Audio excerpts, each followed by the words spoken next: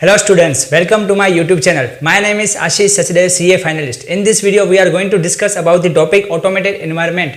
इसके साथ ही हम एक इम्पॉर्टेंट चीज़ डिस्कस करेंगे कि ऑडिट सब्जेक्ट को आखिर याद कैसे किया जाए। ऑडिट सब्जेक्ट याद करना it is a very difficult task. Most of students इसी वजह से फेल हो रहे हैं कि भाई ऑडिट सब्जेक्ट याद नहीं कर पा रहे हैं, इसकी वजह से पूरा ग्रुप क्लियर नहीं हो पा रहा है। तो इस वीडियो में हम डिस्कस करेंगे कोड वर्ड्स, कौन से कोड्स, इंपॉर्टेंट मेमोरी टेक्निक्स कौन सी लगाई जाए ताकि ऑडिट सब्जेक्ट को याद किया जाए। ठीक है, अब हम स्टार्ट करते हैं। What is automated environment. ठीक है, ऑटोमेटेड एनवायरनमेंट क्या है, उससे रिलेटेड रिस्क क्या है, ऑडिटर उस रिस्क को कैसे फेस करेगा और उस रिस्क के बाद ऑडिटर अपनी सब्सटेंशियल प्रोसीजर्स कैसे डिसाइड करेगा। ठीक है, हम स्टार्ट करते हैं ऑटोमेटेड एनवायरनमेंट से। ऑटोमेटेड एनवायरनमेंट मतलब क्या है? मॉड्यूल के लैंग्वेज में देखें तो ऑटोमेटेड एनवायरनमेंट एक बिजनेस एनवायरनमेंट है जहाँ पे प्रोसेस, डिसीजंस, ऑपरेशंस, अकाउंटिंग वो कैसे किए जाते हैं computer systems, by way of the computer systems, IT system, information technology system. लेकिन ऑटोमेटेड एनवायरनमेंट एक्चुअली क्या है मैं आपको बताता हूँ। ये तो मॉड्यूल की लैंग्वेज है, लेकिन प्रैक्टिकली ये क्या होता है मैं आपको बताता हूँ। बड़ी बड़ी ऑर्गेनाइजेशंस हैं, Unilever, Nestle, Nike, Adidas, ITC, ये कस्टमाइज सॉफ्टवेयर यूज़ करती है। सेप, ओरेकल, मतलब ऐसे सॉफ्टवेयर यूज़ करती है जो उनके बिजनेस ऑपरेशन और प्रोसेस को मैनेज कर सके। जैसे यूनिलीवर कंपनी ने बोला सर्विस प्रोवाइडर को हमको ऐसे सॉफ्टवेयर बना के दो कि हमारे जो ऑपरेशंस, बिजनेस ऑपरेशंस मैनेज हो पाए। ठीक है, तो वो जो सर्विस प्रोवाइडर ऐसे ऑपरेशंस बना के देगी ताकि उनके जो बिजनेस ऑपरेशन, यूनिलीवर के जो बिजनेस ऑपरेशन है, प्रोसेस है, वो मैनेज कर पाए। अगर मेरा बिजनेस है, मुझे कैसे पता चलेगा कि at the end of the financial year मुझे प्रॉफिट हो रहा है, लॉस हो रहा है? तो इसकी वजह से मुझे देखना पड़ेगा फाइनेंशियल रिपोर्ट्स। तो फाइनेंशियल रिपोर्ट्स कैसे बनेंगे? फाइनेंशियल रिपोर्ट्स बनते हैं सॉफ्टवेयर से। सेप, ओरेकल, यहाँ छोटी एंटिटीज हैं वो यूज़ करती है, टैली, ज़ो बुक्स, इसलिए वो सॉफ्टवेयर से मुझे पता चलता है कि फाइनेंशियल रिपोर्ट्स कैसे बनेंगे। ठीक है, मतलब टॉप मैनेजमेंट को मालूम है कि भाई जो सेप, ओरेकल, जो भी सॉफ्टवेयर मैं यूज़ कर रहा हूँ मेरे बिजनेस ऑपरेशंस को मैनेज करना है, मुझे पता है कि वहाँ पे डेटाबेस को कैसे चेंज किया जाए ताकि फाइनेंशियल रिपोर्ट्स चेंज हो। डेटाबेस को चेंज करके फाइनेंशियल रिपोर्ट्स चेंज किए जा रहे हैं कि क्यों? ऑब्जेक्टिव क्या है मैनेजमेंट का? ताकि मैं नेट प्रॉफिट ज़्यादा दिखा सकूँ, कम दिखा सकूँ। नेट प्रॉफिट ज़्यादा मतलब net profit fake revenues generate कर देंगे सॉफ्टवेयर में। ठीक है, तो उससे क्या होगा? नेट प्रॉफिट अच्छा दिखेगा ताकि शेयर होल्डर्स इन्वेस्ट करें, इन्वेस्टर्स इन्वेस्ट करें। और क्या करेंगे? एक्सपेंसेस, फेक एक्सपेंसेस जनरेट कर देंगे, फाइनेंशियल स्टेटमेंट में बड़े बड़े एक्सपेंस दिखाएंगे, फिर प्रॉफिट कम कर देंगे। प्रॉफिट कम करेंगे तो टैक्स का सेविंग हो गया। तो इसलिए जो बड़ी बड़ी कंपनियां हैं, टॉप मैनेजमेंट क्या करती है अपना ऑब्जेक्टिव अचीव करने के लिए, क्या शेयर होल्डर्स को अट्रैक्ट करने के लिए, यहाँ टैक्स का सेविंग करने के लिए वो ऐसे फ्रॉडुलेंट प्रैक्टिसेस कर सकती है। ऑटोमेटेड एनवायरनमेंट के साथ फ्रॉड कर सकती है, उसमें डेटाबेस को चेंज कर सकती है, डेटाबेस को अनऑथोराइज एक्सेस करके डायरेक्ट डेटा चेंजेस करके वो सब कर सकती है। और एरर कौन सा आ सकता है कि लॉस ऑफ डेटा। अगर लॉस ऑफ डेटा हो गया तो फाइनेंशियल रिपोर्ट्स कैसे बनेंगे? तो सारी चीज़ें ये है क्या होती है, ऑटोमेटेड एनवायरनमेंट में फ्रॉड हो रहा है। इसलिए क्या है, फाइनेंशियल रिपोर्ट्स, फाइनेंशियल स्टेटमेंट अच्छी नहीं बन पा रहे हैं कंपनी के। ठीक है, सेप, ओरेकल, उससे बहुत सारे रिपोर्ट्स जनरेट होते हैं। Financial reports, sales reports, human resource reports, supply chain management reports, operation reports, HR reports. तो ये सब क्या है? ये सब क्या है? बिजनेस प्रोसेस को मैनेज करने के लिए जो सॉफ्टवेयर यूज़ किए उससे रिपोर्ट्स बने। लेकिन टॉप मैनेजमेंट क्या करती है? फ्रॉडुलेंट प्रैक्टिसेस करे, रिपोर्ट्स को क्या करती है? गलत कर देती है। क्यों? नेट प्रॉफिट को गलत कर देती है, नेट प्रॉफिट को बढ़ा देती है, मतलब फेक रेवेन्यूज एक्स्ट्रा दिखा के, फेक रेवेन्यूज दिखा के प्रॉफिट को एक्स्ट्रा दिखा दिया, प्रॉफिट ज़्यादा दिखा दिए। ठीक है, नेट प्रॉफिट को क्या कर दिया? फेक रेवेन्यू जनरेट करके नेट प्रॉफिट को बढ़ा के दिखा दिया ताकि शेयर होल्डर्स इन्वेस्ट करें। तो ये सब फ्रॉडुलेंट प्रैक्टिसेस हो रही हैं। इसलिए क्या हो रहा है? ऑटोमेटेड एनवायरनमेंट में फ्रॉड हो रहा है, इसलिए फाइनेंशियल रिपोर्ट्स गलत बन रहे हैं। तो ऑडिटर का ऑब्जेक्टिव क्या है? To obtain the material, to obtain the reasonable assurance whether the financial statement as a whole are free from material misstatement. Auditor का ऑब्जेक्टिव है कि वे to express the opinion whether the financial statement prepared as per the financial reporting framework. उस opinion को express करने के लिए auditor क्या करेगा? ऑब्टेन करेगा reasonable assurance whether the financial statement as a whole are free from material misstatement. मतलब मुझे बड़ी बड़ी गलतियां तो नहीं है जो ऑटोमेटेड एनवायरनमेंट में उसमें फ्रॉड करके फाइनेंशियल स्टेटमेंट को गलत दिखाया जा रहा है। तो इसकी वजह से क्या है? ऑडिटर अनमोडिफाइड ओपिनियन तो इशू नहीं करेगा, ऑडिटर क्या करेगा? मॉडिफाइड ओपिनियन इशू करेगा। लेकिन इससे पहले to obtain the reasonable assurance whether the financial statement as a whole are free from material misstatement. ठीक है, उसमें गलतियां नहीं है वो चेक करने के लिए ऑडिटर ऑटोमेटेड एनवायरनमेंट का अंडरस्टैंडिंग करेगा। उसमें देखेगा आईटी रिस्क तो नहीं है। अगर आईटी रिस्क है तो मुझे अपनी सब्सटेंशियल प्रोसीजर्स कैसे लगानी है। अगर परचेज दिखाया 50 लाख तो मुझे लग रहा है परचेज रिलेटेड बहुत कुछ फ्रॉड हो रहा है ऑटोमेटेड एनवायरनमेंट में।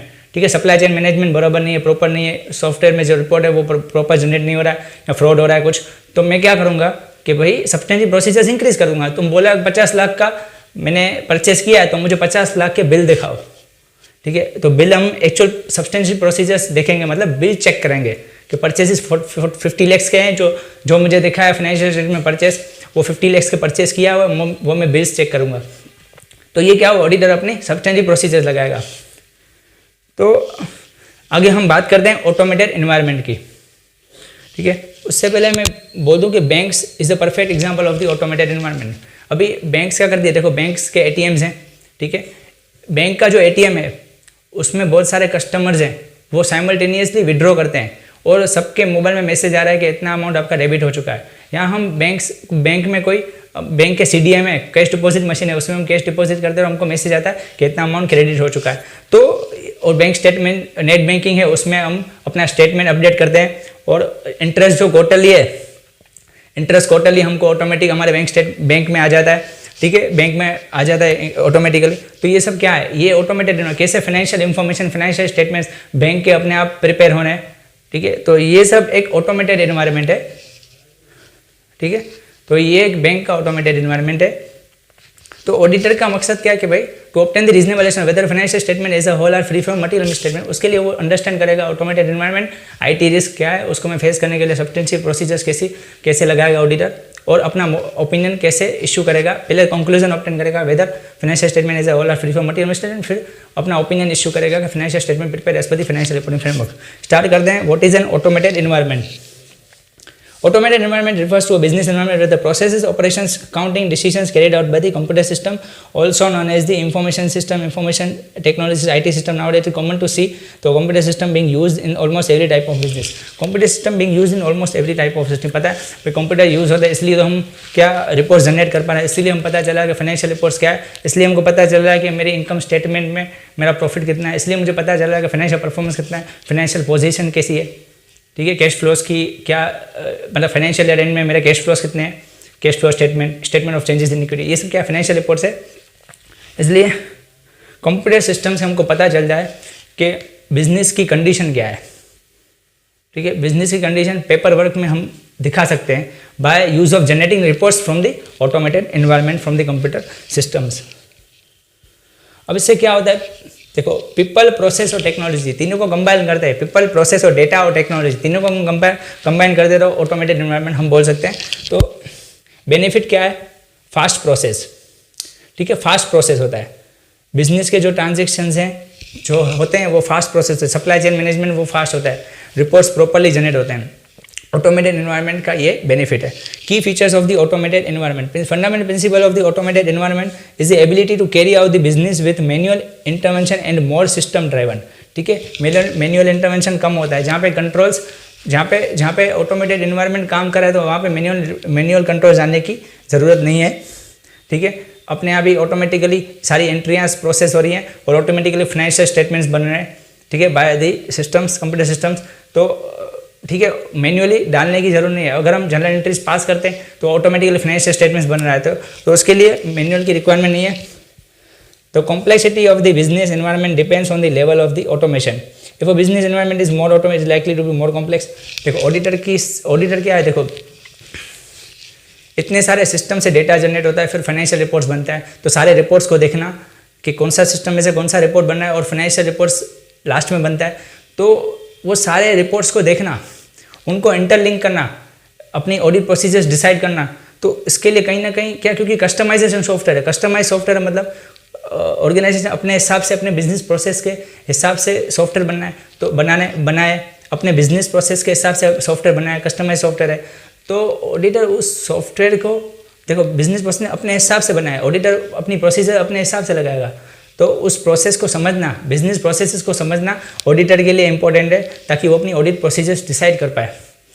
पहले तो अंडरस्टैंड करेगा आईटी को, ऑटोमेटेड एनवायरनमेंट को, ठीक है, तो ये सारी चीज़ें हैं कि भाई, तो उसके कहीं ना कहीं बहुत सारी रिपोर्ट्स, बहुत सारे सिस्टम्स को अंडरस्टैंड करने के लिए ऑडिटर को कॉम्प्लेक्सिटी जनरेट होती है, क्योंकि बड़ी ऑर्गेनाइजेशन से रिपोर्ट्स भी बहुत सारे जनरेट होंगे, कहाँ से जनरेट हो रहा है, फाइनेंशियल रिपोर्ट्स कैसे बन रहा है, तो it is a complex for the auditor.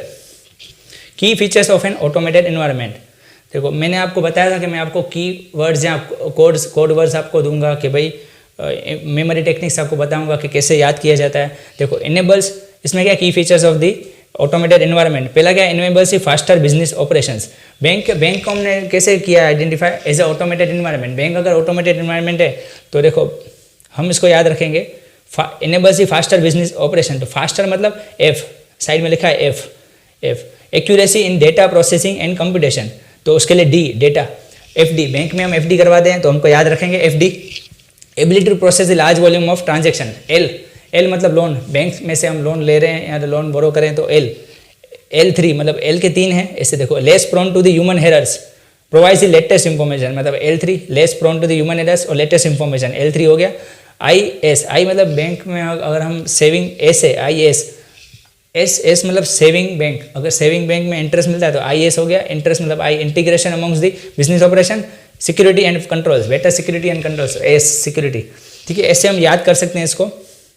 मैंने ऐसे ही अपने जो CA इंटर और CA फाइनल में जो ऑडिट सब्जेक्ट को मैंने टेकल किया था, मेरा CA final first group clear है, तो मैंने ऑडिट सब्जेक्ट को कैसे टेकल किया था, मैंने ऐसे टेकल किया था कीवर्ड्स डाल के, तो मैं ऐसे टॉपिक को याद कर पा रहा था। इंटर और फाइनल दोनों ऑडिट में और दोनों थियरेटिकल, दोनों ग्रुप में जो थियरेटिकल सब्जेक्ट्स है उसमें मैंने ऐसे टेकल किया था। मैं आपको यही समझाने की कोशिश कर रहा हूँ।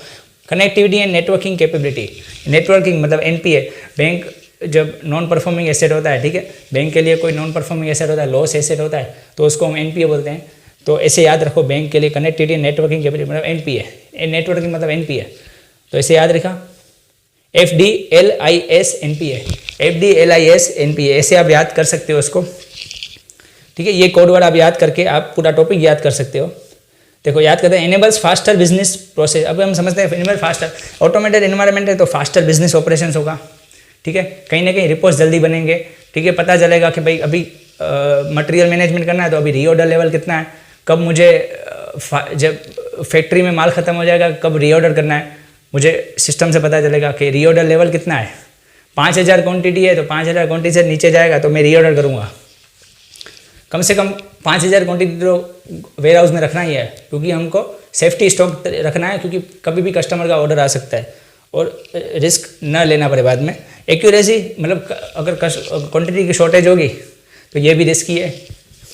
दूसरा पॉइंट समझते हैं, accuracy in data processing and computation, data processing and computation, data processing and computation. अगर हम ह्यूमन अगर डेटा को प्रोसेस करेगा वहाँ पे एरर हो सकती है, इसलिए टेक्नोलॉजीज क्या एंट्रीज पास करती है वो अच्छी तरह से पास करेगी, उसमें एरर नहीं होगा। Ability to process large volume of transactions, बहुत सारे ATM में बहुत सारे विड्रॉज डिपॉजिट्स, CDM मशीन में डिपॉजिट्स होते हैं, तो बहुत सारे transactions banks large volume of the transactions कर सकती है।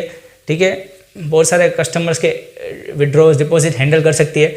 Ability to process large volume of transaction, integration amongst the business operations. ठीक है, बाकी सारे ऑपरेशंस भी इसके साथ कनेक्टेड होते हैं। ठीक है, बाकी सारे ऑपरेशंस भी इसके साथ कनेक्टेड है। अगर कोर बैंकिंग सिस्टम है, बैंक का जो कोर बैंकिंग सिस्टम है जो रेगुलर बैंकिंग ऑपरेशंस मैनेज करती है, जैसे ATM मशीन्स वगैरह, ठीक है, विड्रॉल डिपॉजिट का ट्रांजैक्शन मैनेज करना, तो core banking system regular banking business का ध्यान रखती है। तो इसकी वजह से सीनियर ऑफिसर और other employees of the bank से उसको टाइम मिलता है कि भाई मैं अगर कस्टमर रिलेशनशिप मैनेज करना तो मुझे टाइम मिलेगा। अगर सारी कोर बैंकिंग सिस्टम्स अगर विड्रॉल डिपॉजिट सब देखेगी, ठीक है, तो senior officer other employees of the bank उसको टाइम मिलता है कस्टमर रिलेशनशिप कैसे मैनेज करें, ठीक है, कैसे सर्विसेज और प्रोवाइड करी जाए, ठीक है, अच्छे से कस्टमर का कैसे टाइम बचा जाए, उनको कैसे सर्विसेज के बारे में नॉलेज दिया जाए, क्रेडिट कार्ड सर्विसेज ऑफर की जाए, लोन के बारे में बताया जाए। तो ये सारी चीज़ें बिजनेस स्ट्रेटेजीज बैंक्स डेवलप करती है, क्योंकि उनको टाइम मिलता है, बैंक के सीनियर ऑफिसर और एम्प्लॉयज़ को टाइम मिलता है बिजनेस स्ट्रेटेजीज बनाने में with the help of the automated environment में सब कुछ ध्यान रखेगी तो हमको टाइम मिलेगा कि बिजनेस स्ट्रेटेजी बैंक अपनी बिजनेस स्ट्रेटेजी समझा सकता है। Integration among the business operation, ठीक है, बेटर सिक्योरिटी एंड कंट्रोल्स, ठीक है, बेटर सिक्योरिटी, डेटा हम जो बना रहे हैं उसका बेटर सिक्योरिटी होना चाहिए। जैसे key features of the automated environment है better security and controls, data जो बन रहा है वही रिपोर्ट्स में जा रहा है, फाइनेंशियल रिपोर्ट में, उसका सिक्योरिटी हो रहा है, कंट्रोल हो रहा है, उसका मिसयूज़ नहीं हो रहा है डेटा का, या डेटा को अनऑथराइज एक्सेस नहीं किया जा रहा है, उसको चेंज नहीं किया जा रहा है। अगर चेंज किया जाएगा तो क्या होगा, जो फाइनेंशियल रिपोर्ट्स में वो गलत अमाउंट दिखा देगा, मटेरियल मिसस्टेटमेंट होगा।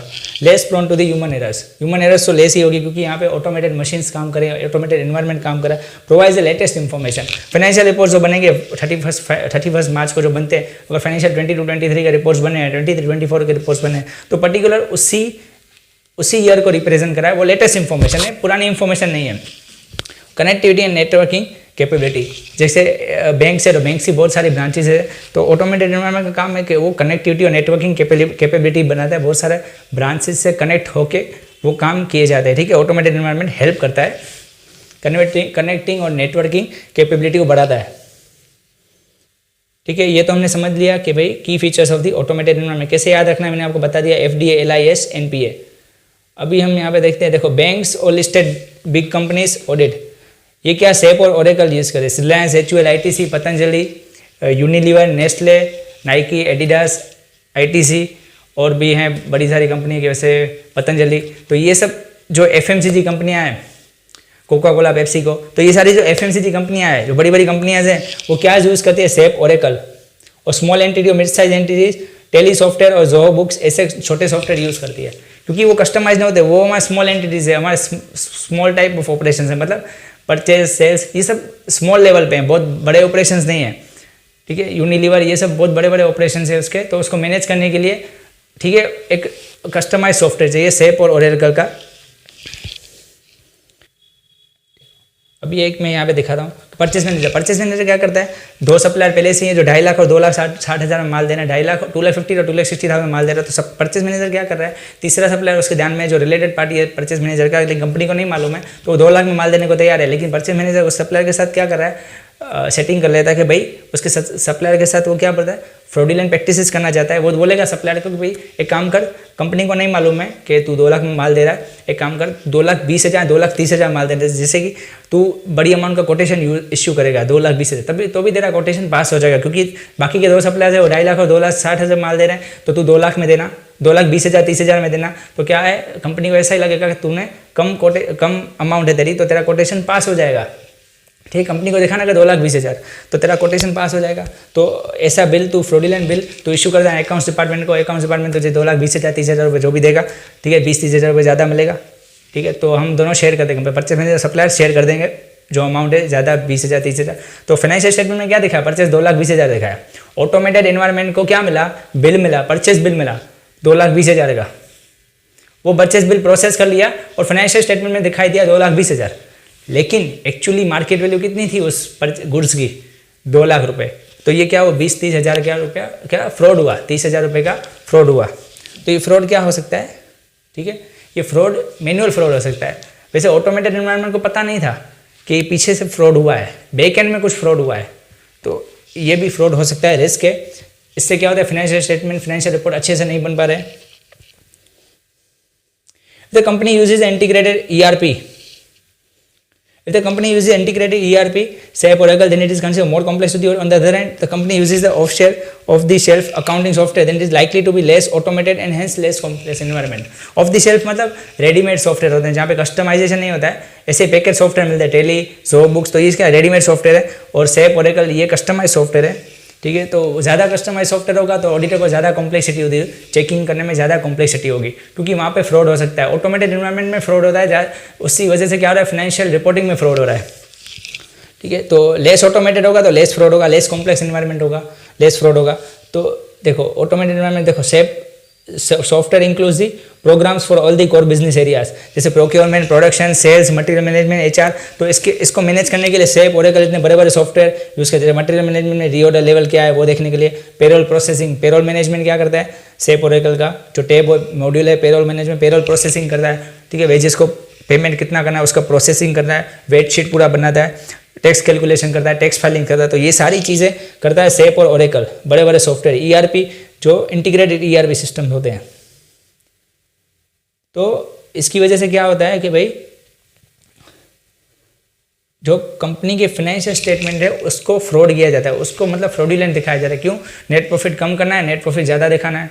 टॉप मैनेजमेंट कस्टमाइज सॉफ्टवेयर है तो उसका फ़ायदा उठा सकती है। चलो ठीक है, एक्सपेंसेस एक काम कर, डेटाबेस में कुछ चेंज कर देते हैं, एक्सपेंस ज़्यादा होंगे तो नेट प्रॉफिट कम होगा, टैक्स का सेविंग्स होगा।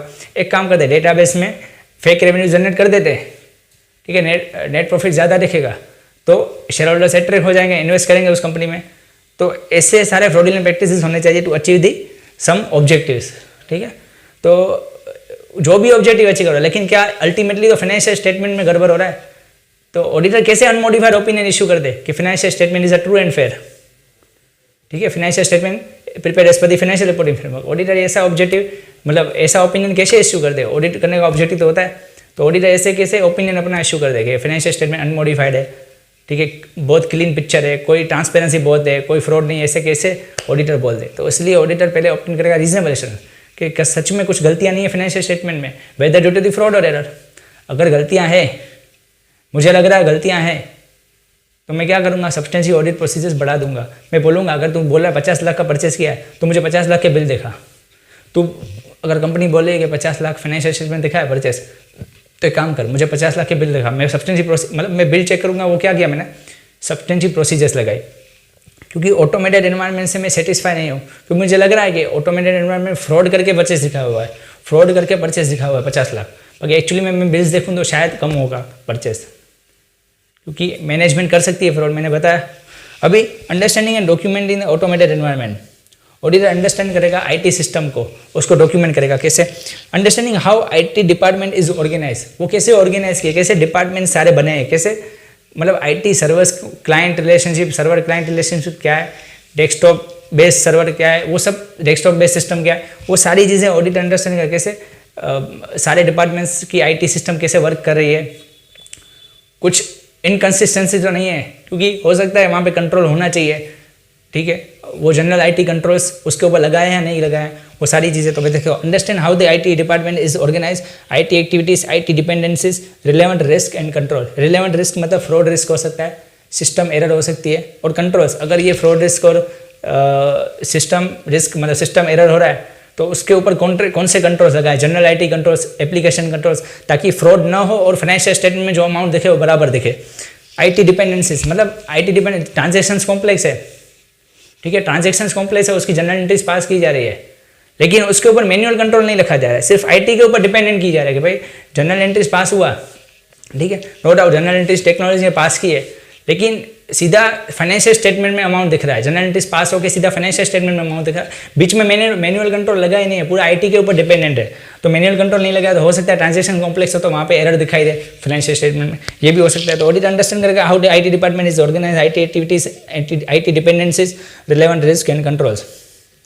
Given below are the some of the points that auditor should consider to obtain understanding of the company's automated environment. कौन से इंफॉर्मेशन सिस्टम कौन सी यूज की जा रही है, ठीक है, वन और more application systems and what are they, ठीक है, देयर पर्पस फाइनेंशियल और नॉन फाइनेंशियल, मतलब सिस्टम में से क्या फाइनेंशियल रिपोर्ट जनरेट हो रहा है ना non financial customer service report generate हो रहा है, ठीक है, वो अंडरस्टैंड करेगा भाई फाइनेंशियल पर्पस है या नॉन फाइनेंशियल है।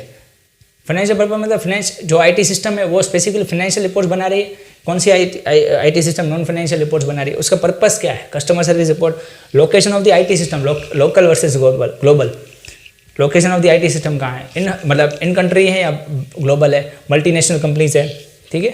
आर्किटेक्चर मतलब आर्किटेक्चर कैसे है, डेस्कटॉप बेस्ड है, क्लाइंट सर्वर है, वेब एप्लीकेशन है, क्लाउड बेस्ड है। डेस्कटॉप बेस्ड सिर्फ एक अलग अलग डिपार्टमेंट में उसमें अलग अलग सिस्टम डाला हुआ है, लेकिन कोई डिपार्टमेंट किसी सिस्टम के साथ कनेक्टेड नहीं है, डेस्कटॉप बेस्ड है, जहाँ पे सिस्टम है वहाँ पे डेटा निकल रहा है, बस कोई कनेक्टेड नहीं है। क्लाइंट सर्वर मतलब एक डिपार्टमेंट में सर्वर है और बाकी सारे डिपार्टमेंट में जो भी सिस्टम डाले वो क्लाइंट है, मतलब एक सर्वर और बहुत सारे क्लाइंट। अगर सर्वर में से डिसेबल कर दोगे तो क्लाइंट्स डिसेबल हो जाएंगे, सर्वर को इनेबल करोगे तो क्लाइंट्स इनेबल हो जाएंगे, ठीक है। वेब एप्लीकेशंस और क्लाउड बेस्ड मतलब अमेजॉन वेब सर्विसेज। वर्जन कौन सा है, functions and the risk could carry vary in the different versions of the same application। देखो सेम एप्लीकेशन का वर्जन कौन सा है, वर्जन अपग्रेडेड है नहीं है वो देखो, ठीक है, वर्जन कौन सा है वो ऑडिटर अंडरस्टैंड करेगा। Interfaces hardware software modules, interfaces कौन से हैं with in the system in case of the multiple system exist, multiple system है तो उसके हार्डवेयर सॉफ्टवेयर और मॉड्यूल्स कैसे हैं। इन house versus package, in house मतलब खुद के बनाए हुए सॉफ्टवेयर, यहाँ तो पैकेज कस्टमाइज भी हो सकते हैं सेप ओरेकल, और नॉन कस्टमाइज भी हो सकते हैं टेली ज़ो बुक्स, तो ये नॉन कस्टमाइज भी हो सकते हैं, कस्टमाइज भी हो सकते हैं पैकेज। इन हाउस मतलब खुद के बनाए हुए software. Outsource activities, IT maintenance और सपोर्ट्स, आईटी मेंटेनेंस और सपोर्ट्स कैसे किया जा रहा है, ठीक है। आईटी को अगर बनाया है आईटी तो मतलब ऑटोमेटेड इन्वायरमेंट आपने अंदर सिस्टम में मतलब ऑर्गेनाइजेशन में आपने डाल तो दिया ऑटोमेटेड इन्वायरमेंट, एस्टाब्लिश तो कर दिया ऑटोमेटेड इन्वायरमेंट एंटिटी में, लेकिन उसका मेंटेनेंस और सपोर्ट कैसे हो रहा है, कहीं बीच में करप्ट तो नहीं हो रहा है, डेटा हैक तो नहीं हो रहा है या कुछ भी नहीं हो रहा, सिस्टम एरर तो नहीं आ रही है, वो देखो उसका मेंटेनेंस कैसा है। एरर नहीं आएगी तो अच्छा है, मेंटेनेंस अच्छा रहेगा तो फ्रॉड नहीं होगा, कुछ भी नहीं होगा, तो जो डेटा है अच्छी तरह से चलेगा, प्रोसेस स्मूथ होगा, तो फाइनेंशियल स्टेटमेंट्स में अमाउंट अच्छी तरह से दिखाई देगा, वो समझो फाइनेंशियल रिपोर्ट अच्छी तरह से बन पाएगा। Key person CIO CISO administrative, तो CIO CISO कौन है, तो CIO chief financial office, chief information officer है, chief information security officer, chief information officer और चीफ इंफॉर्मेशन सिक्योरिटी ऑफिसर, ये सब है की पर्सनस। तो ये सारा है जो ऑडिटर अंडरस्टैंड करेगा। इंफॉर्मेशन सिस्टम्स, ठीक है, purpose, financial non financial, location of the IT systems, architecture, version, interfaces, in house versus package, outsource activities, key persons, ठीक है। Understanding of the company's IT that is obtain should be documented. Understand तो कर लिया लेकिन उसको document भी करना है, ऑडिटर को डॉक्यूमेंट भी करना है कि कौन सा IT एनवायरमेंट है, ठीक है। अभी नेक्स्ट टॉपिक है risk arising from the use of the IT system.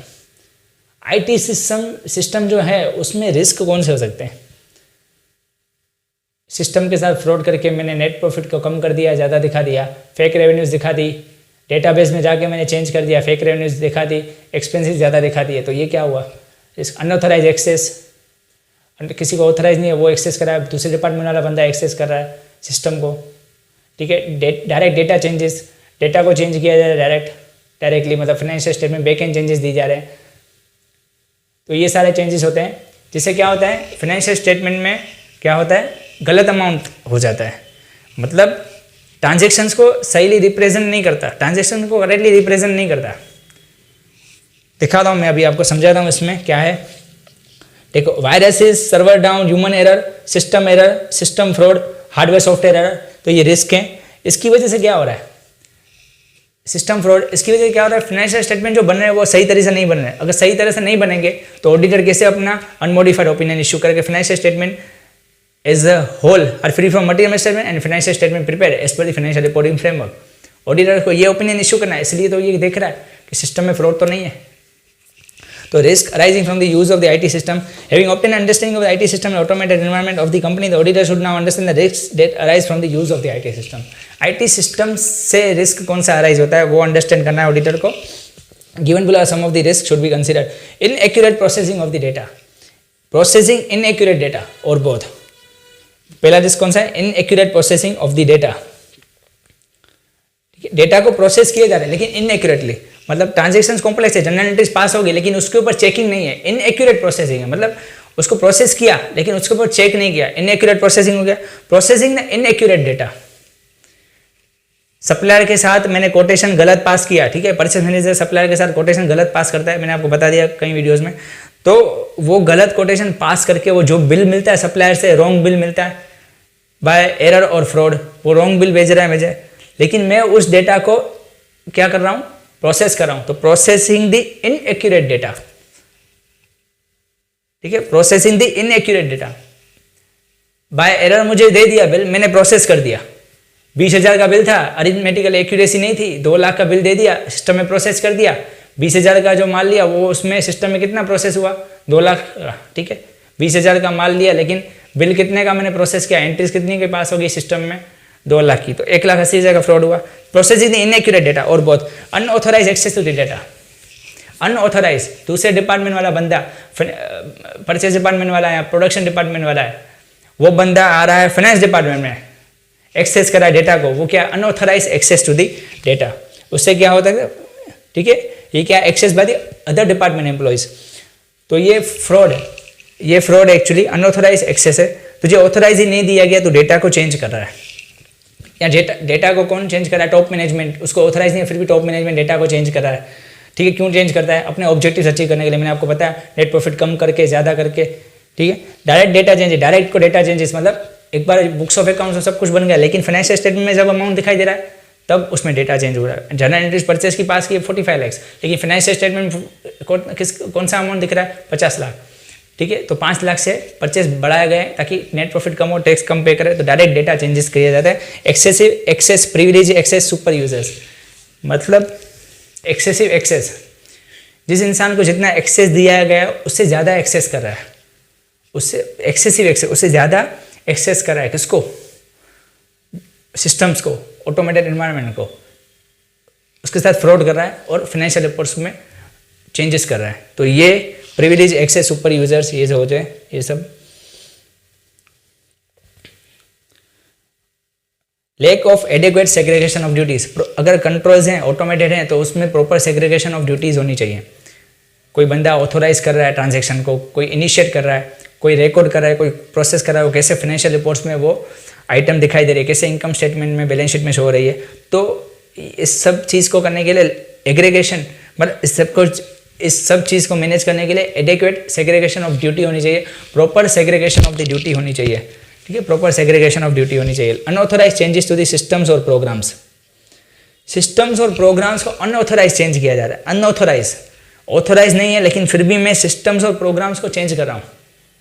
क्यों? क्योंकि मैं अपना फाइनेंशियल रिपोर्ट्स चेंज कर सकूँ, ठीक है। फाइनेंशियल रिपोर्ट्स चेंज होगा तो ये भी रिस्क है, फाइनेंशियल स्टेटमेंट्स गलत बनेंगे, तो ऑडिटर कैसे अपना ओपिनियन इशू करते हैं कि financial statement is true and fair view, okay.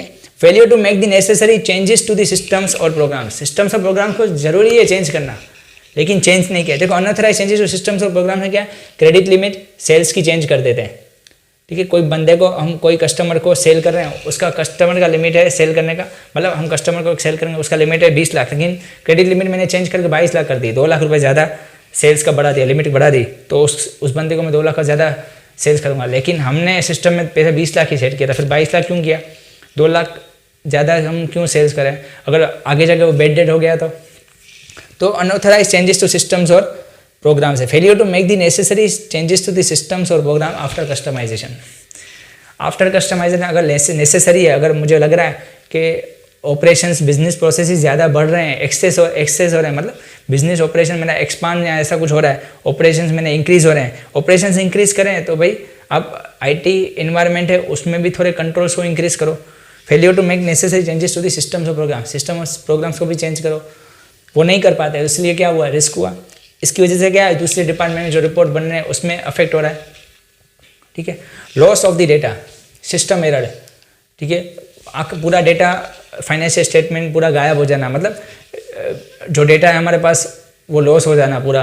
क्या रिकॉर्ड किया था, मैनेजमेंट रिपोर्ट्स बनाए थे, ठीक है, sales report, supply chain management report, operation reports, ये सारी चीज़ें, एचआर रिपोर्ट्स, फाइनेंशियल रिपोर्ट्स, तो ये सारी चीज़ें बनाई थी, लॉस ऑफ डेटा हो गया, पूरा डेटा वो गुम हो गया। तो पूरा डेटा गुम हो गया तो फाइनेंशियल रिपोर्ट्स बन पाएंगे? नहीं बन पाएंगे। ऑडिटर ऑडिट कैसे करेगा? फाइनेंशियल रिपोर्ट्स अगर नहीं बने, हाउ टू प्रिपेयर, ठीक है, उसको कैसे बनाए? लॉस ऑफ डेटा हो गया, लॉस ऑफ डेटा हो गया तो फाइनेंशियल रिपोर्ट्स कैसे बनेंगे? Impact of IT related risk, next topic, impact of IT related risk. अभी ये जो रिस्क ऑडिटर ने आइडेंटिफाई किया है उसको मिटिगेट करना पड़ेगा, रिड्यूस करना पड़ेगा। कैसे रिड्यूस करेगा वो देखते हैं अभी। अब वो रिस्क है to be mitigated, if not mitigated such risk could have impact on the audit in different ways, discuss. देखो मैंने आपको बोला टेक्नोलॉजी में फ्रॉड करके, ऑटोमेटेड एनवायरनमेंट में फ्रॉड करके कैसे फाइनेंशियल रिपोर्ट्स को गलत किया जाता है, मैंने आपको बताया। लेकिन उसकी वजह से क्या हो रहा है, उसकी वजह से गलत रिपोर्ट्स बन रहे हैं ना, उसकी वजह से गलत रिपोर्ट्स बनेंगे तो यूजर्स ऑफ फाइनेंशियल इंफॉर्मेशन को बहुत अफेक्ट होगा, ठीक है। अच्छा रिपोर्ट दिखा गए, अच्छे फाइनेंशियल स्टेटमेंट्स बना के, फाइनेंशियल परफॉर्मेंस अच्छा दिखा गए, फाइनेंशियल पोजीशन अच्छा दिखा के लोन्स वगैरह पास होंगी, क्रेडिटर्स से गुड्स मिलेगा, शेयर होल्डर्स इन्वेस्ट करेंगे।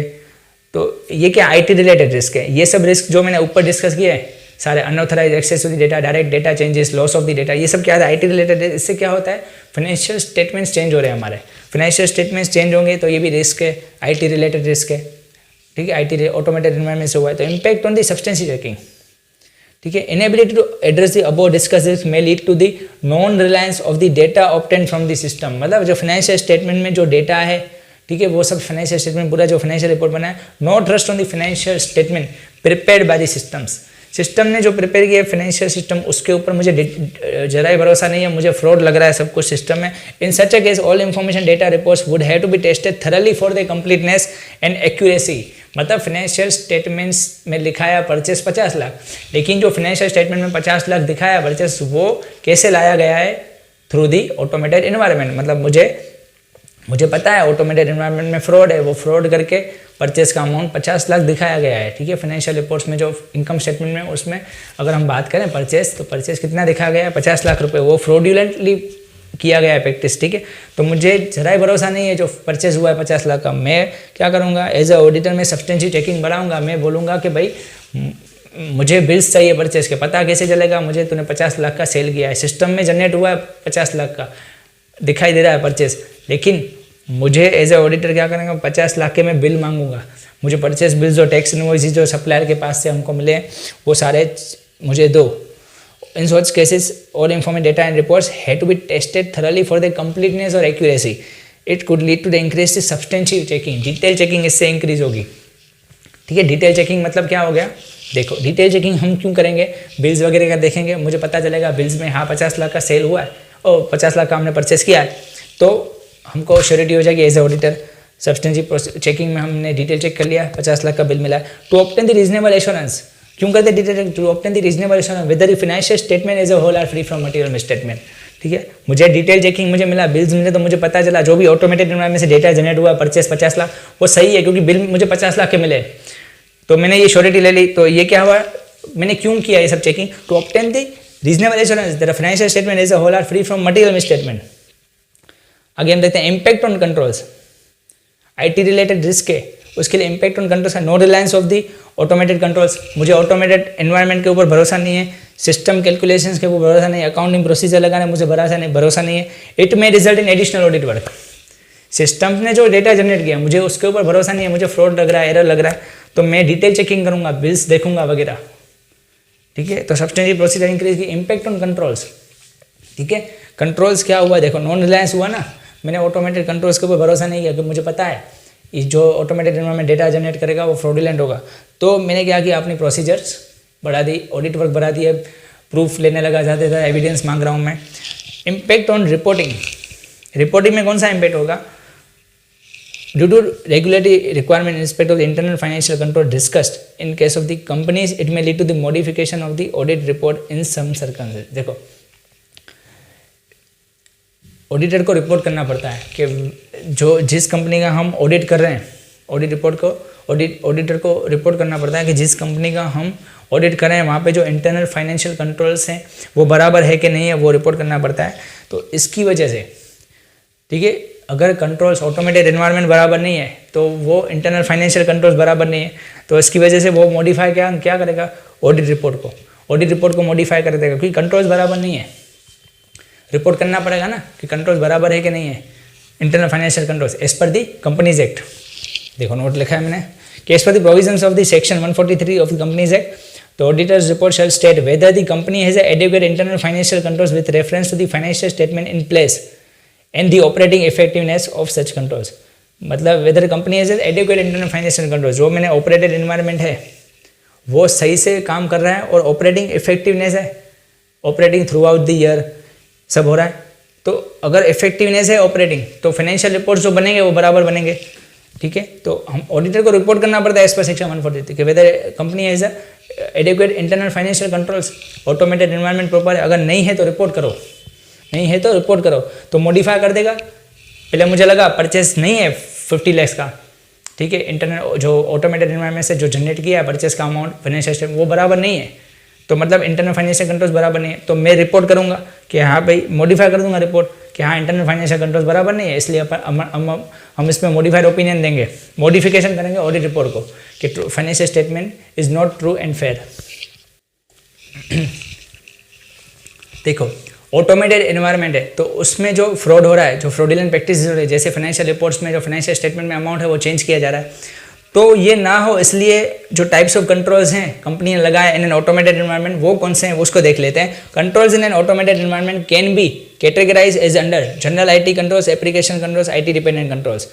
देखो, जनरल आईटी कंट्रोल्स क्या होता है कि भाई to maintain the integrity of the information, ठीक है, and security of the data, general IT controls लगाए जाते हैं। मतलब ऑटोमेटेड एनवायरनमेंट में जो डेटा है, इंफॉर्मेशन जो जनरेट हो रहा है, जो फाइनेंशियल स्टेटमेंट में दिखाया जा रहा है, उसको एज इट इज मेंटेन करना, मतलब उसमें क्या है, आईटी कंट्रोल्स लगाना, कोई इसके ऊपर चेंज नहीं कर सकता, कोई डेटा को चेंज नहीं कर सकता, और सिक्योर रहना, डेटा इंटीग्रिटी रहनी। तो इससे है फाइनेंशियल स्टेटमेंट जो प्रॉपर बन पाएंगे। ठीक है, वो देखते हैं general IT control. General IT controls are the policies and the procedures that relate to the many applications and support the effective functioning of the application controls. General IT controls maintain this integrity of the information and security of the data. Integrity of the information and security of the data commonly includes the control over what? Data center network operations, program change, access security, application systems, acquisition, development and maintenance. ठीक है, ये सारी चीज़ें कौन करता है? General IT controls. क्यों करता है? To maintain the integrity of the information and security of the data. ठीक है, डेटा को सिक्योर करना, क्योंकि डेटा क्या है, अभी तो ऑटोमेटेड एनवायरनमेंट जो डेटा बना रहा है वो तो एज इट इज़ है, लेकिन बाद में क्या फाइनेंशियल स्टेटमेंट में चेंजेस किए जा रहे हैं। क्यों? डेटाबेस को थोड़ा चेंज करके फाइनेंशियल स्टेटमेंट में अमाउंट चेंज किए जा रहे हैं, फ्रॉड किया जा रहा है, टॉप मैनेजमेंट फ्रॉडुलेंट प्रैक्टिसेस कर सकती है, तो वो ना करे, इसलिए जनरल आईटी कंट्रोल्स लगाए जाते हैं। तो टॉप मैनेजमेंट नहीं, कोई भी बंदा, top middle lower level management, कोई बंदा इस डेटा के साथ, इंफॉर्मेशन के साथ खिलवाड़ ना करे। ठीक है, डेटाबेस में कोई चेंजेस ना करे, इसके लिए जनरल आईटी कंट्रोल्स लगाए जाते हैं। उसमें क्या अनऑथराइज एक्सेस और डेटा चेंजेस नहीं होते हैं। जो फाइनेंशियल स्टेटमेंट में जो अमाउंट एक बार शो होता है वो लॉक हो जाता है। ठीक है, एक एंट्री अगर पास होती है वो लॉक हो जाती है, मतलब उसको चेंजेस कोई नहीं कर पाएगा। These are the IT controls generally implemented to mitigate the IT specific risk. IT risk है उसको मिटिगेट करने के लिए, उसको रिड्यूस करने के लिए आईटी कंट्रोल्स लगाया गया है। रिस्क कौन से हैं? डेटा को चेंज करके फाइनेंशियल स्टेटमेंट में गलत अमाउंट डालना, तो ये रिस्क हुआ, फ्रॉड हुआ। तो उसको फ्रॉड को कम करने के लिए आईटी कंट्रोल्स लगाए गए and applied commonly across multiple IT systems, application, business process. General IT controls are known as pervasive controls और द इनडायरेक्ट कंट्रोल्स। ठीक है, जनरल आईटी कंट्रोल्स को परवेसिव कंट्रोल्स और इनडायरेक्ट कंट्रोल्स बोला जाता है। तो उसमें हम फर्स्ट देखते हैं जनरल आईटी कंट्रोल्स में controls over the data centre and the network operations. ठीक है, controls over the data centre and the network operation. The objective of the controls over the data centre and the network operations is to ensure that the production systems are processed to meet the financial reporting objectives. देखो, data को हम general IT controls first function है controls over the data centre and network operations क्यों लगाया जाता है? ताकि हम फाइनेंशियल रिपोर्टिंग ऑब्जेक्टिव्स को अचीव कर पाएँ। डेटा सिस्टम है जो ऑटोमेटेड एनवायरनमेंट है, वहाँ पे जो डेटा प्रोसेस हो रहा है, अगर ऐसे ही प्रोसेस हो जाएगा और फाइनेंशियल स्टेटमेंट बराबर है कि नहीं वो मुझे पता नहीं चलेगा, फ्रॉड हो सकता है बीच में। तो डेटा प्रोसेस जो ऑटोमेटेड एनवायरनमेंट में हम डेटा डाल रहे हैं वो फाइनेंशियल स्टेटमेंट में दिख रहा है, तब तक वो प्रोसेस होने में बीच में कुछ फ्रॉड हो सकता है। ठीक है, डेटा को हम कोई बिल हम सिस्टम में डाल रहे हैं तो वो फाइनेंशियल स्टेटमेंट में दिखेगा, लेकिन फाइनेंशियल स्टेटमेंट में दिखेगा तब तक बीच में कुछ फ्रॉड हो सकता है, वो ना हो। फाइनेंशियल रिपोर्टिंग ऑब्जेक्टिव मतलब फाइनेंशियल स्टेटमेंट्स एक्यूरेट और रिलायबल बन पाएँ, इसकी वजह से हम जनरल आईटी कंट्रोल्स डालते हैं। इसलिए हम जो फर्स्ट है point controls over the data centre and network operations किए जाते हैं। ठीक है, यह पहले ना बहुत सिंपल है, कुछ भी नहीं है इसमें। B program change. Program change मतलब देखो, the objective of the program change control is to ensure the modified systems continue to meet the financial reporting objectives. Program change, अगर कोई ऑपरेशंस इंक्रीज हो रहा है, बिजनेस प्रोसेसेस इंक्रीज हो रहे हैं, तो मुझे प्रोग्राम्स को चेंज करना पड़ेगा। तो प्रोग्राम चेंज क्या है? प्रोग्राम चेंज जो कर रहे हैं वो जो हम एक्स्ट्रा बिजनेस प्रोसेस हुई है, जो ज़्यादा बिजनेस प्रोसेस हुआ है, इंक्रीज हुआ है जिसमें, उसको मैच कर रहा है वो प्रोग्राम चेंज। लेकिन वो program change financial reporting objective मतलब फाइनेंशियल स्टेटमेंट्स एक्यूरेट और रिलायबल बन पा रहे हैं, इससे वो देखना है हमको। ठीक है, it includes activity such as change management process, recording, managing and tracking the change request, making and testing changes. Making and testing changes, change हम बना रहे, चेंज हम कर रहे हैं, लेकिन उसको चेंज को टेस्ट करना कि चेंज हम कर रहे हैं तो उससे फाइनेंशियल रिपोर्टिंग ऑब्जेक्टिव्स को कुछ नुकसान तो नहीं हो रहा है, वो फाइनेंशियल रिपोर्टिंग ऑब्जेक्टिव्स है वो हम अचीव तो कर पा रहे हैं ना, वो देखना। एक्सेस सिक्योरिटी, देखो एक्सेस सिक्योरिटी, कोई बंदा एक्सेस कर रहा है तो उसके ऊपर सिक्योरिटी लगाना। अनऑथराइज एक्सेस, तो objective of control over the access security is to ensure that the access to programs and data is authenticated and authorise. जो बंदा एक्सेस कर रहा है प्रोग्राम्स और डेटा को, वो ऑथेंटिकेट मतलब ऑथोराइज है, वो डेटा को एक्सेस कर सकता है। जो बंदा प्रॉपर है, मतलब जो बंदे को रिस्पॉन्सिबिलिटी मिली है कि तू ही इस डेटा को एक्सेस करना, वो एक्सेस करेगा। ठीक है, और कोई बंदा एक्सेस नहीं करेगा, जिसको रिस्पॉन्सिबिलिटी मिली है वही एक्सेस करेगा, तो इससे फ्रॉड नहीं हो सकता। To meet the financial reporting objectives. ठीक है, अनऑथराइज एक्सेस होगा तो फाइनेंशियल रिपोर्टिंग ऑब्जेक्टिव्स अच्छी नहीं कर पाएगा। अनऑथराइज एक्सेस होगा तो डेटा में चेंज किया जाएगा, फाइनेंशियल स्टेटमेंट में फ्रॉडुलेंट प्रैक्टिसेस किए जाएंगे, फाइनेंशियल स्टेटमेंट गलत बनेगा। तो फाइनेंशियल स्टेट रिपोर्टिंग ऑब्जेक्टिव्स हैं अचीव कर पाए, इसलिए हम एक्सेस सिक्योरिटी लगाते हैं। तो ये तीसरा है पार्ट जनरल आईटी कंट्रोल्स का। डी सिस्टम में कौन सा? Application system acquisition development and maintenance. Application system acquisition development and maintenance. The objective of such control is to ensure that the systems are developed, configured and implemented to meet the financial reporting objectives. Ultimately ABCD चारों हमने portion देखे, उसमें जो general IT controls हमने सब देखा, तो उसका मेन पर्पस क्या है? To meet the financial reporting objectives. मतलब जो भी ऑटोमेटेड एनवायरनमेंट में डेटा जो निकलेगा बाहर और फाइनेंशियल स्टेटमेंट में दिखाई देगा, तो बीच में कुछ फ्रॉड ना हो, इसलिए हम जनरल आईटी कंट्रोल्स कर रहे हैं, ताकि हम जो फाइनेंशियल रिपोर्टिंग ऑब्जेक्टिव है कि फाइनेंशियल स्टेटमेंट एक्यूरेट रिलायबल है, वो हम अचीव कर पाए, ठीक है। तो इसलिए जनरल आईटी कंट्रोल्स लगाए जाते हैं। लेकिन फिर भी जनरल आईटी कंट्रोल्स लगाए जाते हैं, लेकिन फिर भी फ्रॉडुलेंट प्रैक्टिसेस आईटी सिस्टम्स को हैक करके की जा सकती है। 8.5 B portion is application controls. Application controls, ठीक है। Application controls inclusive both automated और manual controls that operate at the business process level. देखो एप्लीकेशन कंट्रोल्स मतलब क्या? ऑर्गेनाइजेशन है, वहाँ पे लोग बैठे हैं, वो जनरलिटी कोई बंदा पास करे, उसके ऊपर चेकिंग है, तो ये क्या हो गया? मैनुअल कंट्रोल्स हो गया, ठीक है, वो मैनुअल कंट्रोल्स हो गया।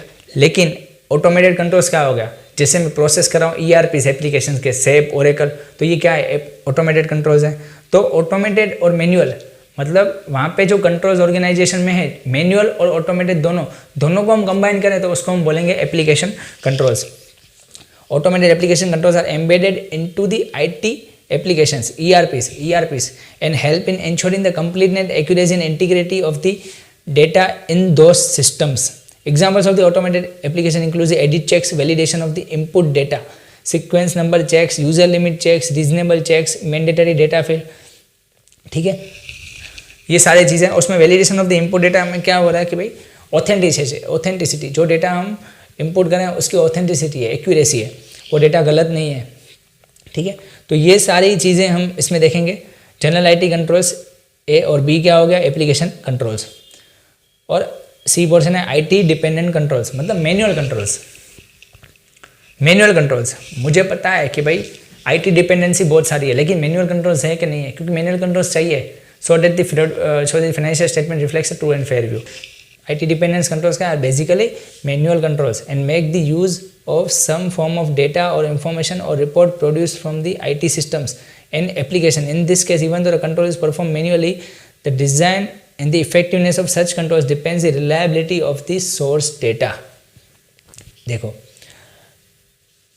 अगर कोई बंदा जनरल एंट्री पास कर रहा है, ट्रांजेक्शन कॉम्प्लेक्स से जनरल एंट्री पास कर रहा है, लेकिन वो जनरल एंट्रीज को जो रिप्रेजेंट कर रहा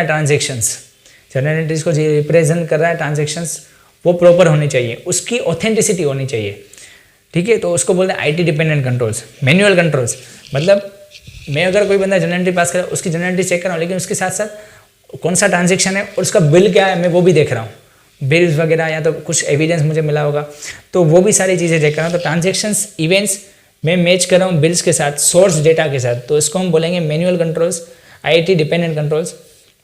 तो ये सब था types of the controls in the automated environment. अभी हम देखते हैं डेफिनेशन, मतलब ये डिफरेंस बिटवीन है general IT controls and application controls. Two categories of the control over the IT systems are the inter related. The relationship between the application controls and the general IT controls, such the general IT controls are needed to support the functioning of the application controls, and they both are needed to ensure the completeness and the accurate information processing through the IT systems. Application controls, general IT control मतलब सारे controls आ गए, application मतलब उसका portion है, ठीक है, उसका portion है, मतलब application control is smaller than the general IT controls. Ultimately दोनों का ऑब्जेक्टिव क्या है कि जो इन्फॉर्मेशन का प्रोसेसिंग हो रहा है वो एक्यूरेट हो थ्रू द आईटी सिस्टम, जो इन्फॉर्मेशन दिखाई जा रही है फाइनेंशियल रिपोर्ट्स में वो एक्यूरेट हो, ठीक है। अल्टीमेटली दोनों कंट्रोल्स का यही मकसद है कि जो फाइनेंशियल रिपोर्ट्स दिखाई जा रहे हैं वो सही से दिखाई जा रहे हैं, ठीक है। जो प्रोसेसिंग हो रहा है इन्फॉर्मेशन का वो सही तरह से हो रहा है, उसमें कुछ फ्रॉड नहीं है, वो चेकिंग करेगा कौन? General IT controls, application controls. Testing methods in an automated environment. Company ने ऑडिटर को क्या बोला? कंपनी ने ऑडिटर को बोल दिया कि भाई, एग्जाम्पल लेते हैं परचेज का, कंपनी ने ऑडिटर को बोल दिया कि भाई जो फैक्ट्री में से माल खत्म होता है तो वेयर हाउस को ऑर्डर किया जाता है, फिर उसके बाद वेयर हाउस से परचेज डिपार्टमेंट को ऑर्डर किया जाता है, फिर परचेज ऑर्डर बनाता है कौन, परचेस डिपार्टमेंट, सप्लायर को इश्यू करता है परचेस ऑर्डर, लेकिन उससे पहले इंटरनल परमिशंस, परचेस रिक्विजिशन बनाई जाती है, ठीक है, इंटरनल परमिशंस ली जाती है, उसके बाद ही परचेस ऑर्डर सप्लायर को दिया जाता है। तो ऑडिटर को ऐसे मालूम पड़ा मैनेजमेंट की बातों से कि ऐसे हमारे परचेस के कंट्रोल्स हैं, फिर सप्लायर के कोटेशंस मंगवाए जाते हैं। फिर क्या होता है कि भाई सप्लाई कोटेशन आ गया, उस कोटेशन में से एक जो कम अमाउंट का जो होगा कोई भी सप्लायर, उसको हम सिलेक्ट करेंगे क्योंकि हमको कम अमाउंट में वो गुड्स दे रहा है। तो ऐसे सारे कंट्रोल्स हमको बताए गए हैं। तो ऑडिटर अब एक्चुअली टेस्ट करेगा उस कंट्रोल्स को कि एक्चुअली ऑटोमेटेड इन्वायरमेंट में ऐसे कंट्रोल्स परफॉर्म हो रहे हैं या नहीं हो रहे हैं, वो देखेगा। फिर सप्लायर से बिल आता है, फिर अकाउंट्स में प्रोसीजर की जाती है बिल्स का, ठीक है। तो ये सारी चीज़ें ऑडिटर देखेगा। तो having learned about the various IT risk and control, let us understand the different ways the testing is perform the auditor. There are basically 4 types of the audit test, 4 types of the audit test that should be used, inquiry, observation, inspection and reperformance. कौन सा testing कैसे करता है automated environment का, inquiry करके, observation करके, inspection करके, reperformance करके। देखते हैं हम आगे। Inquiry is the most efficient audit test, but it also gives the least audit evidence. Hence, the inquiry should always be used in combination with any of the other auditing testing methods. Inquiry is also not sufficient. Reperformance is most effective as an audit test and gives the best audit evidence.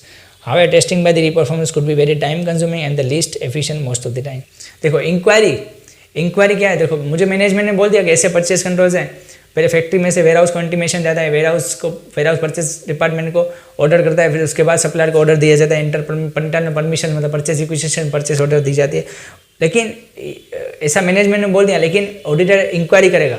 Inquiry करने से क्या होता है, inquiry करने से वो तो management फिर से बोलेगा हाँ हम देख लेते हैं इसमें, मैनेजमेंट फिर से बोलेगा हाँ ऐसे से परफॉर्म हो रहा है इंक्वायरी करके। तो इंक्वायरी करना नहीं, इसको रीपरफॉर्मेंस करो, ठीक है, रीपरफॉर्मेंस करो, देखो कि सच में ऐसा हो रहा है, रीपरफॉर्मेंस करो। मतलब इंक्वायरी से क्या होता है, आप रीपरफॉर्मेंस करो, आप चेक करो सच में ऐसे कंट्रोल्स हो रहे हैं, सच में ऐसे कंट्रोल्स थ्रू आउट ऑपरेटेड हैं नहीं है, ऐसे परमिशंस ली जाती है, परचेज रिक्विजिशन बने जाते हैं, वेयरहाउस फैक्ट्री वेयरहाउस को बोलती है, क्या वेयरहाउस परचेज डिपार्टमेंट को इंटीमेट करती है, ये सारे कंट्रोल्स देखो आप।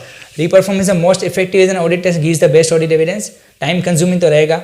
Generally applying the inquiry in combination with the inspection gives the most effective and efficient audit evidence. देखो inquiry in combination with the inspection, inquiry in combination with the inspection, मैंने inquiry किया, मुझे पता चला कि भाई रॉ मटेरियल जो लिया जाता है अप्रूव्ड सप्लायर से लिया जाता है, मतलब सप्लायर कोई अलग होगा तो फ्रॉड होने के चांस है, परचेस मैनेजर और जो दूसरे सप्लायर्स हैं वो मिलके फ्रॉड कर सकते हैं, फ्रॉड कोटेशन इशू कर सकते हैं, कंपनी को बेवकूफ़ बना सकते हैं।